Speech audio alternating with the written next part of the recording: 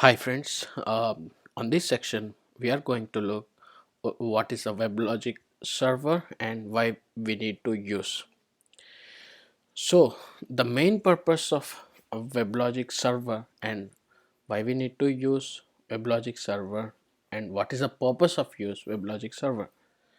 So WebLogic server is a Java enterprise compliant application server. So the main purpose of Oracle WebLogic Server is to deploy web application as well as enterprise application. So what is the main usage for Oracle WebLogic application server?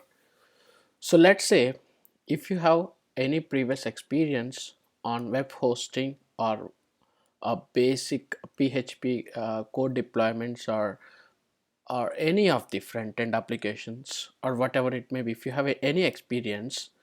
So what normally what you are going to do is, so whatever code you have write on PHP or some other basic web application programming, so that complete code you are going to host on Apache web server or any of the web server. So so after you push your code into web server and based on your application IP address or DNS name, so you can able to access any of the web application. So coming for Oracle WebLogic server, it is also behaves the same way like Apache web server. It can deploy any of the web application, plus it can do some more services. So we need to discuss on that particular bunch of services which is compliant to J2EE. So WebLogic server, we already known as it's a fully compliant with J2E standards. Beyond those specified by the J2E standards, you can enable to build powerful enterprise solutions that make use of the latest ongoing technology on J2E. So for example, let's say if you want a basic static page, so you want to access a basic static HTML page with some JavaScript code. So in that scenario, even you don't need any application server. So our WebLogic server is an application server. I will explain you the main difference between web server and application server in next section. So in that scenario, you don't need for application server if you just want to host any some static files. So let's say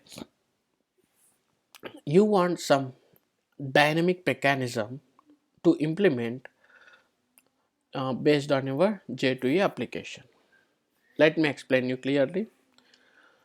We have a bank account and we need to transfer some money to any of our friend. So let's open our bank account using some www.citibank.com or citibank.co.in or whatever it may be. So after that you can able to access your account, and after that if your friend is the same bank your friend is also have account on Citibank, so you can transfer your money and immediately you don't need to change the page, you don't need to change your web page.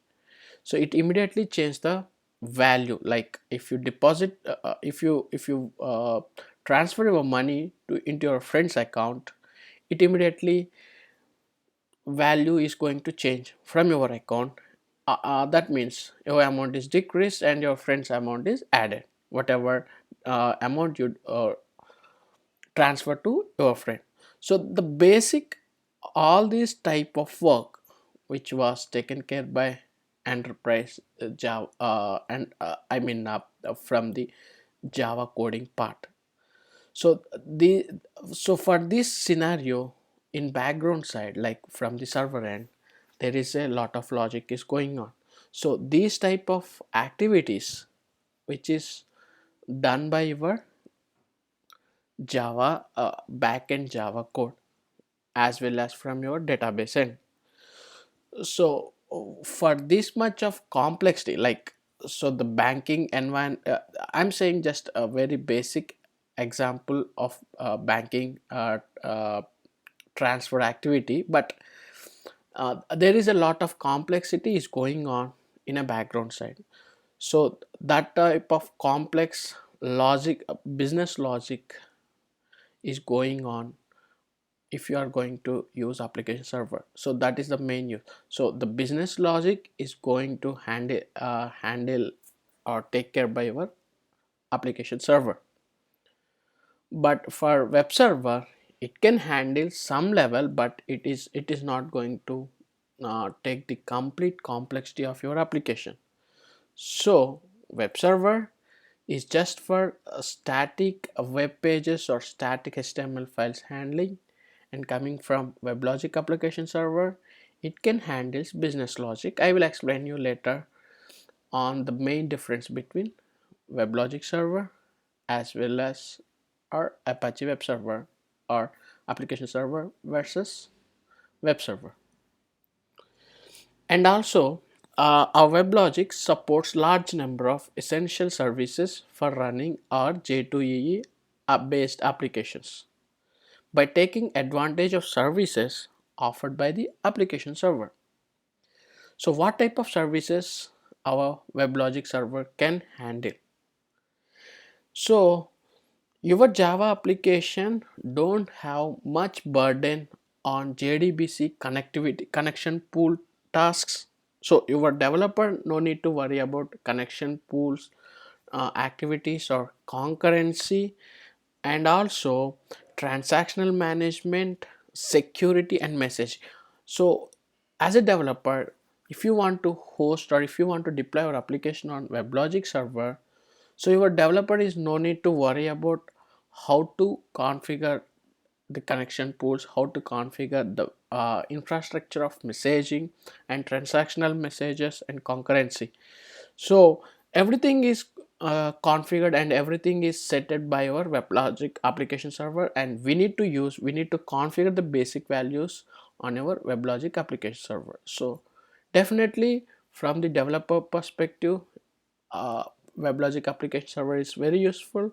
From admin perspective, we need to configure and we need to maintain whatever application deployed or whatever application is hosted on WebLogic side. So, and also a very basic example I want to explain you here. Let's say if you have a very small example, some test dot you want to host some application www.test.com site. So in your test.com, which is J2E compliant code, is hosted or it is deployed on your WebLogic environment. So in that scenario, you need to deploy this test.var into your WebLogic application server, and you no need to worry. After completion of that, you can go and hit www.test.com. So whatever deployed application is going to display on internet. So this is the way you this is the reason we need to use application server. And a final word, application server can able to work as a web server, and also it does bunch of other services also. So our Oracle WebLogic server is a application server and one of the leading application server. Thanks for watching.